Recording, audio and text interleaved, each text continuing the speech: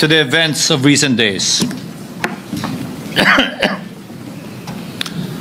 Ginoong Pangulo, meron po tayong kasabihan sa wikang Pilipino. Kapag nagturo ka ng daliri sa iba, may tatlong daliri na nakaturo palagi pabalik sa iyo.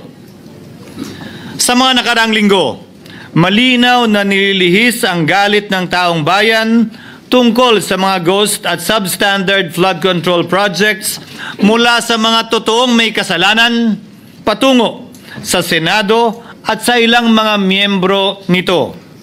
Tila pilit na ginagawang panakipbutas, ika nga at fall guy, at diversyon ang mga senador palayo sa Kamara at sa mga tunay na may sala.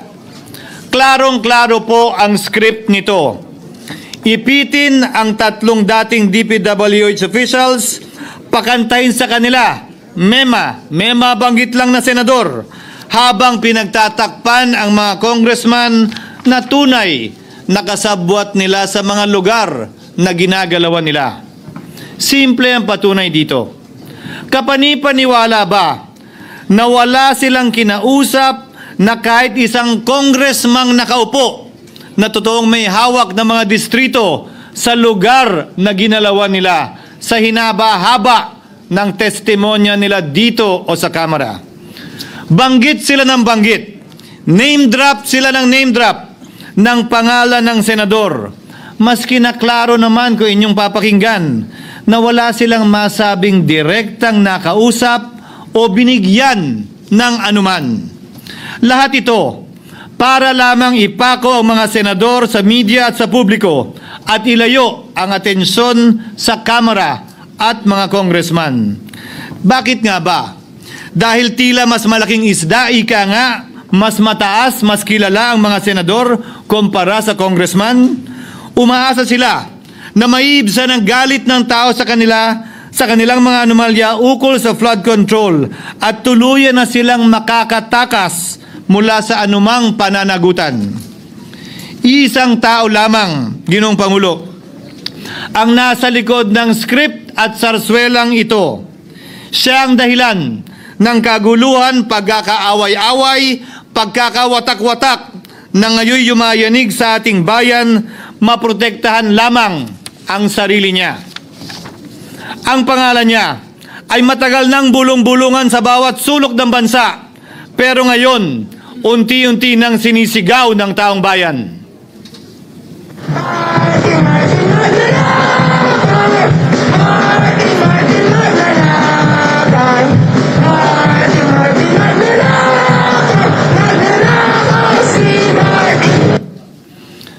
Pero Ginoong Pangulo, minamahal kong kasamahan, bakit tila sa Kamara, dito mismo sa Senado at sa ilang media ay hindi pa din nila kayang sambitin ang pangalan niya? Pues, sasabihin ko, Martin Romualdez. Minsan ang binanggit ng mga diskaya ito mismo dito sa Senado, ang kanyang pangalan. Pero agad itong pinabawi nung humarap sila sa Kamara.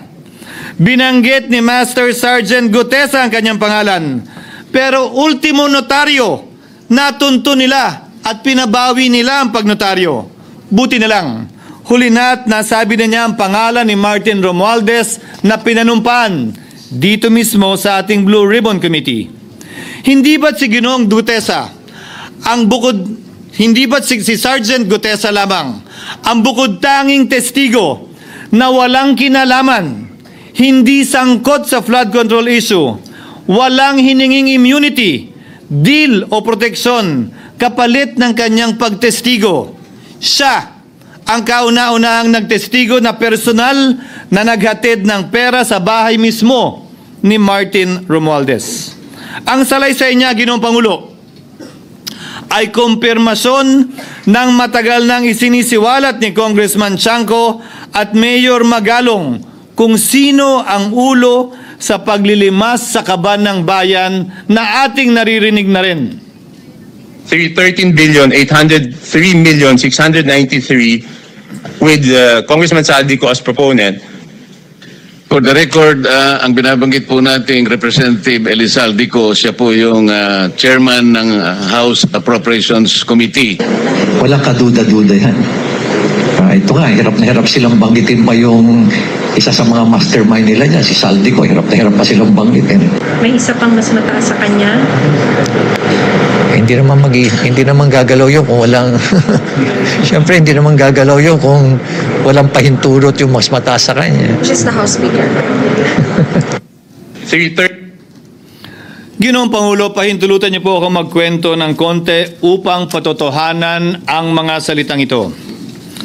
Taong 2023 nung tinalaga si Ginoong Kiko Laurel bilang kalihim ng kagawaran ng agrikultura. Bilang suporta sa kanyang mandato, tinanong ko noon ang isang simpleng katanungan sa budget process natin.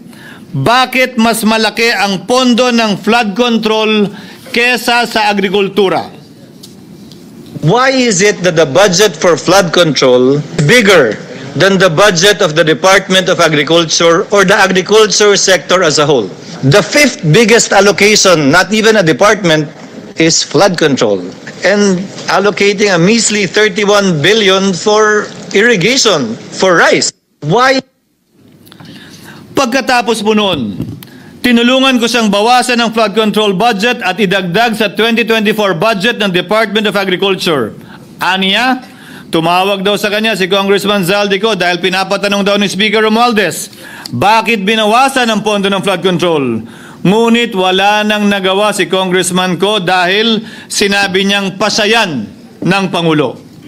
Nung termino ko rin po bilang Pangulo ng Senado, maraming beses po akong tinanong ni Pangulong Bongbong Marcos tungkol sa panukalang budget para sa 2025. Sinabi ko po sa kanya ang buo at tapat na katotohanan para malaman po niya ang tunay na larawan at sitwasyon ng pambansang budget para sa taong yon. Ito marahil, Ginoong Pangulo, minamahal kong kasamahan, ang isa sa mga dahilan kung bakit pinag-utos ng Pangulo ang pag-veto at pag-for late release sa FLR at pag-hold ng malaking bahagi ng budget nila. Marahil, isa rin ito sa mga dahilan kung bakit ninais ng Pangulo na matanggal si Congressman Zaldico bilang chairman ng House Committee on Appropriations dahil sa mga inilahad ko at marahil na-discover din ng Pangulo kaugnay sa 2025 budget. Hindi malayo, Ginoong Pangulo, na naganap din ang mga ito noong 2023, 2024 at mga nauna pang budget kung saan napakaraming ghost at substandard projects ayon kay Secretary Vince Dizon at ayon mismo sa talumpati ng ating kasamahan na si Senator Ping Lacson. Ngunit marahil ay walang naglakas loob na sabihin ang katotohanan kay Pangulong Marcos o magsumbong sa kanya kaugnay sa ilang mga bagay na ito bago ako. Nais ko din pong kumpirmahin ang sinabi ni Congressman Toby Chanco na ang pag-file ng impeachment complaint laban kay Vice President Sara Duterte ginamit na paraan ni Speaker Romualdez para mag-release ng pondo nila na naka-FLR or for late release bago mag-eleksyon. Maski na alam po niya na hindi po ito kayang talakayin ng Senado hanggang sa Hunyo pa mula nung simula. Ulitin ko, ginamit ni Martin Romualdez ang FLR at ang pangalan ng Pangulong Marcos upang itulak ang kanilang unconstitutional na impeachment complaint. Sabi nila, pumirma kayo dahil kung hindi lalabas ang pondo nyo na naka-FLR bago mag-eleksyon. Subalit, Ginoong Pangulo, hindi ito umubra. Hindi ito umubra dahil tinanggihan ito ni PBBM. Sinabi niyang walang ganyang uri ng usapan at sinabi niyang hindi niya gagawin yon. Kaya't hanggang ngayon, nananatili pa rin for late release ang mga questionableng pondo nila. And that is why, Mr. President, distinguished colleagues, at the height of the impeachment controversy and amidst the passion of some sectors to remove the Vice President at all costs, I urged prudence and level-headedness because I knew that greed and not accountability was the reason behind it. In the end, Mr. President, the Supreme Court vindicated us. The Supreme Court vindicated us by saying, among others, quote, "There is a right way to do the right thing at the right time. This is what the rule of just law means. Close quotations. Ginoong Pangulo, sinisi po sa akin ni Speaker Romualdez ang pagkakatanggal kay Congressman Zaldico. Sinisi po niya sa akin ang pag-FLR or for late release ng kanilang mga proyekto. Sinisi po niya sa akin ang pagkakadismiss ng impeachment complaint laban kay VP Sara na nakikita niyang makakatunggali niya sa susunod na halalan. Sinisi din niya po sa akin ang pagkakasira ng kanilang maitim na balakin sa 2025 budget na nagawa nila ng walang balakid na mga nagdaang taon. Ginoong Pangulo, naging tapat ako at ginawa ko lamang ang aking tungkulin. Kung ano ang tingin kong tama at nararapat para sa bansa at sa sambayanan. Subalit, sa kabila po nito, nagsimula na ang lahat ng dira, paninira at kaso laban sa akin at sa Senado. At ang nasa likod ng lahat ng ito, walang iba kung hindi si Martin Romualdez. Ika nga ni Mayor Magalong na ngayon lamang nakita ko sinisiraan na rin ngayon. Bakit ko ba nilabanan at binisto sila Speaker Romualdez mula noon hanggang ngayon kung kasabwat at kasapakat lang din nila ako? Hindi ko po gagawin yun. Sa pinasakig ng tennis court ang nasabing busan ika-6 ng Oktubre taong 2022 at ang kontraktor ang St. Gerard Construction na pagmamayari ng mga diskaya na nasangkot ngayon sa mga maanumalyang flood control projects. Dahil dito, kwenasyon ng ilan ang pagiging special advisor ni Mayor Benjamin Magalong sa ICI. Lalabanan ko ba yung ang lalakas na yan, sila Speaker? Lalabanan ko ba yung mga mayayaman na yan? Kung ako'y bulok, I fought for what is right. Ano nga ba ang ginawa nila sa akin? Una, hinalungkat ang isyo ng campaign contribution na tinanggap ko mula sa isang individual na may-ari ng kumpanyang nakakuha ng kontrata sa gobyerno. Inipit niya ang budget ng COMELEC sa Kamara dahil dito at binusisi ang di umano kaso kong ito. Subalit, Ginoong Pangulo, tulad ng sinabi ko sa simula ng aking talumpati, kapag ka nagturo ka ng daliri kanino man, may 3 daliring nakaturo pabalik palagi sa iyo. Anong nangyari? Hindi ba't biglang may lumabas na ulat ng PCIJ na ang dami naman palang opisyal, hindi lang senador, mas mataas pa ang tumanggap din ng ganung uri ng kontribusyon noong 2022 elections? Ang tanong ko ay simple. Kung legal at walang mali sa ginawa nila, edi dapat legal din at tama ang ginawa ko. Pero bakit ako lang ang iniimbestigahan tungkol dito?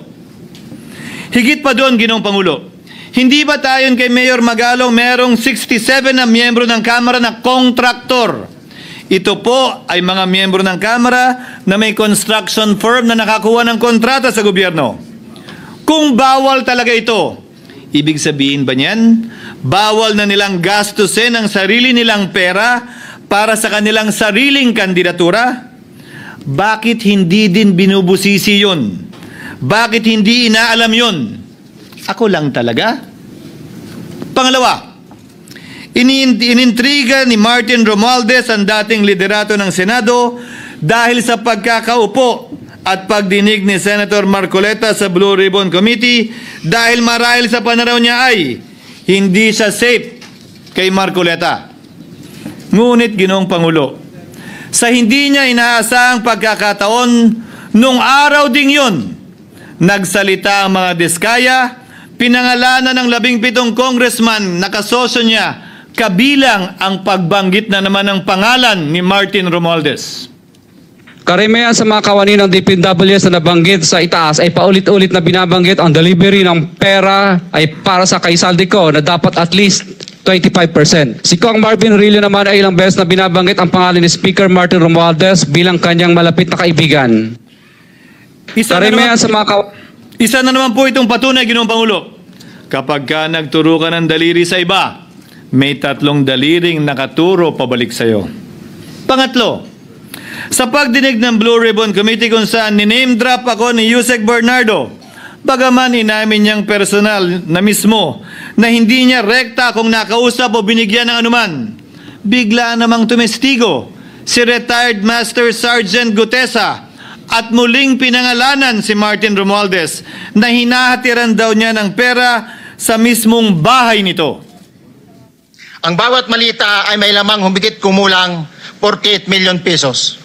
Kalimitang dinadala sa bahay ni Congressman Saldico, ibababa lamang namin ay 35 malita para i-deliver sa bahay ni House Speaker Martin Romualdez.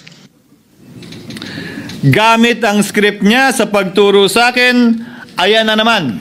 May 3 daliring nakaturo palagi pabalik sa kanya tuwing ginagawa niya yan. Ulitin ko po for the record, Ginoong Pangulo, ang sinabi ni retired Master Sergeant Gutesa. 35 maleta ng pera na naglalaman na mahigit kumulang 48 milyong piso bawat isa o kulang-kulang 1.7 billion pesos sa isang delivery. Ay di umano hinatid niya sa iba't ibang bahay, sa iba't ibang pagkakataon ni Martin Romualdez. Subalit, sa kabila ng lahat ng ito, hindi ba nakapagtataka? Bakit hindi sinasama si Martin Romualdez sa anumang investigasyon? DOJ man, NBI man, AMLAC man. No ako po ay pinuntahan, no ako po ay dumalo sa imbitasyon ng ICI bilang resource person. Binanggit ko at tinanong ko din ito sa kanila. Ganito ba katindi ang kapangyarihang hawak ni Martin Romualdez? Na bagaman hindi siya speaker, tila the name that cannot be mentioned pa din siya at nagagawa pa din niya ang nais niya kaugnay sa isang mapamiling hustisya o selective justice. Halimbawa, bakit ang daming kondisyon bago ipasok ang mga diskaya na nagpangalan sa maraming congressman sa witness protection? Pero pag si Alcantara, Hernandez at Bernardo, walang ganong kaparehong kondisyon. Bakit hiniling agad ang freeze order di umano para sa asset ng mga name drop na senador? Pero maliban kay Congressman Zaldico na mukhang nilalaglag na nila, ni isang congressman walang request para sa freeze order. Pagdating naman kay Martin Romualdez na dineliveran ng bilyong piso sa bahay mismo niya, ang sabi ay, quote, "We will work on it lang." Bakit interesado ang lahat sa 6 na senador na idadawit di umano ni Bryce Hernandez na handang-handa tayong alamin sana kung sino-sino sila para mapagpiestahan natin sila? Pero nung sinabi ni Bryce na hindi pala senador, kung hindi kongresista lamang ang papangalanan niya, aba, biglang naglaho ng parang bula ang atensyon. Parang wala na nagtanong. Parang wala nang interes para alamin, sino-sino nga ba yung mga yan? Kung ako po yung tatanungin niyo, alam ko merong 6 na senador eh. May nagtatanong sa akin, bakit wala si Cheese? And my answer to that is, I'm almost sure, though probably hindi ma-mention si Cheese, simply because walang insertion doon. Si Sa Bulacan. Escudero, wala doon. Hindi po senador yung laman nung computer ko. So fake news yun, ha? May 6 na senador na nunumbrahan mo daw. Mga congressman yung nasa computer mo. Yes, yung nasa computer ko po, congressman po. Okay, thank you.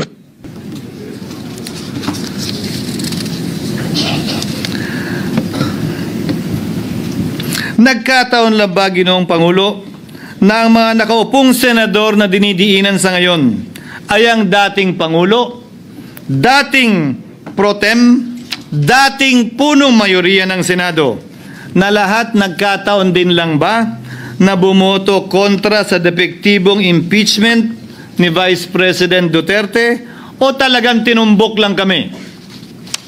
In other words, Mr. President, are we truly for transparency and accountability, or are we merely offering a politically convenient sacrificial lamb in an attempt to appease the rage of the people? What is painful, Mr. President, is that along the way, reputations have been disparaged and tarnished. Innocent persons have been implicated, and the Senate is slowly but surely being destroyed. Nagkataon lang po ba na ang lahat ng ito o ito'y sumusunod sa isang script, direksyon at basbas ni Martin Romualdez. Sa kanyang script na naglalayong ilihis ang galit ng bayan mula sa kanya at sa mga kasabwat niya at ituro ito sa Senado at mga senador. Ginoong Pangulo, ang script at sarswelang ito ay di uubra dahil napakalayo po nito sa katotohanan.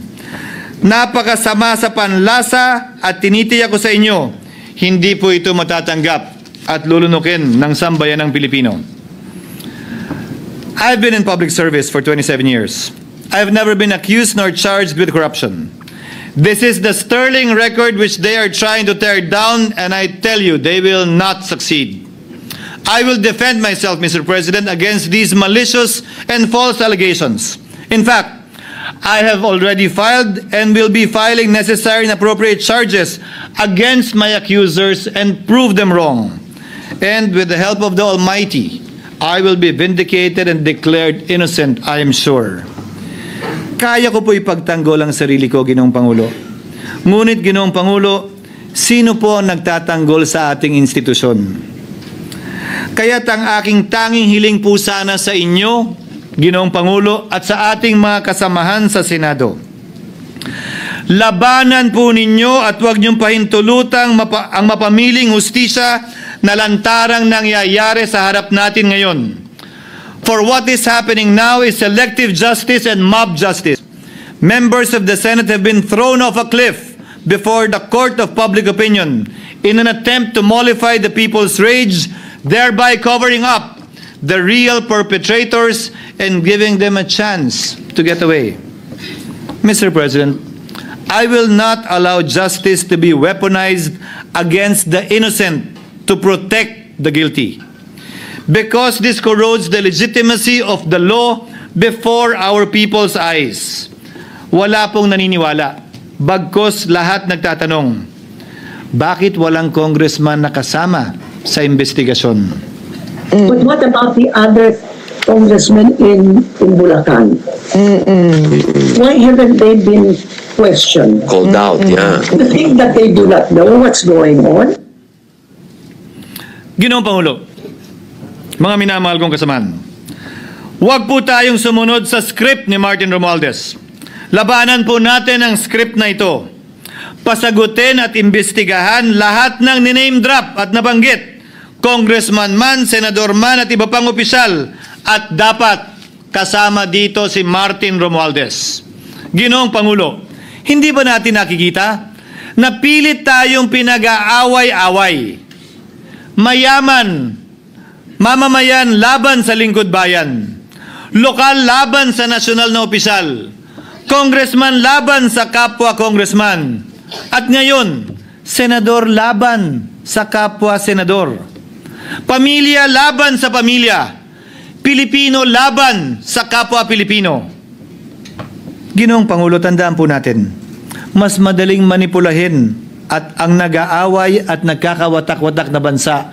At ito ang eksaktong gusto nilang mangyari.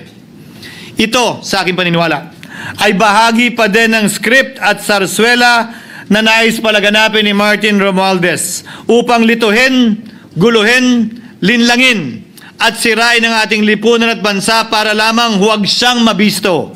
Sana ay huwag nating payagang mangyari ito.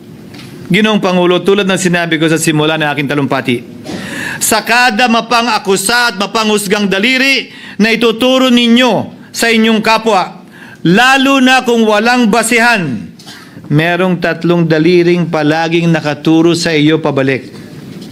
Sana po, maging mapanuri tayo. Huwag dali-daling magturo at maghusga dahil lamang sa napakinggan. Huwag tayong sumabay, kumampi, at magpadala sa script at sarswela ni Martin Romualdez. Kung kayo ay kakampi ni Martin Romualdez, pues sumunod kayo sa gusto nila. Una, maniwala kayo sa mga sinasabi ng testigo niya na nagtuturo lamang sa mga senador. Pangalawa, ibuhos niyo ang galit niyo sa Senado at ng mga senador at palayo kay Martin at sa mga congressman. Pangatlo, pagdudahan at sirain niyo si Sergeant Gutesa na bukod tanging hindi nakinabang at walang bahid at hiningi anumang kapalit sa pagsabi ng katotohanan. Pangapat, huwag niyong payagang mabanggit man lang ang pangalan ni Martin Romualdez. Panglima, huwag niyong payagang ipatawag si Martin Romualdez sa anumang investigasyon. Pang-anim, huwag niyong payagang imbestigahan si Martin Romualdez at mga kasamahan niya saan mang lugar. Ako, Ginoong Pangulo, hindi ako kakampi ni Martin Romualdez. Kaya lalabanan ko siya at lahat ng panglilinlang niya. Una, papatunayan kong hindi totoo ang mga panggigipit at paninira ng mga testigo niya laban sa akin at mga senador. Pangalawa, tututulan ko ang paglilihis at diversyon na ginagawa niya palayo sa kanya at sa Kamara. Pangatlo, hindi ko papayagang sirain ang mga senador pag away-awayin tayo at sirain ang institusyon ng Senado.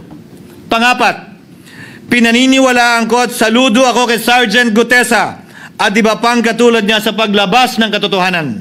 Panglima, hindi ako matatakot banggitin ng paulit-ulit ang kanyang pangalan, Martin Romualdez. At ipaglalaban kong ipatawag at imbestigahan si Martin Romualdez at lahat ng kanyang mga kasangkot at kasama. Ginoong Pangulo, mga minamahal kong kababayan, kung nais niyong lumitaw ang katotohanan, kung nais niyong panagutin ang tunay na salarin, kung nais po niyong makulong ang tunay na may kasalanan, huwag ninyong kampihan si Martin Romualdez. Punitin natin ang script ni Martin Romualdez at higit sa lahat, huwag magpadala, huwag sabayan, huwag maniwala sa sarswela na nilalako ni Martin Romualdez. Maraming salamat po, Ginoong Pangulo, at magandang hapon po sa ating lahat. Thank you, Senator Francis J. Escudero.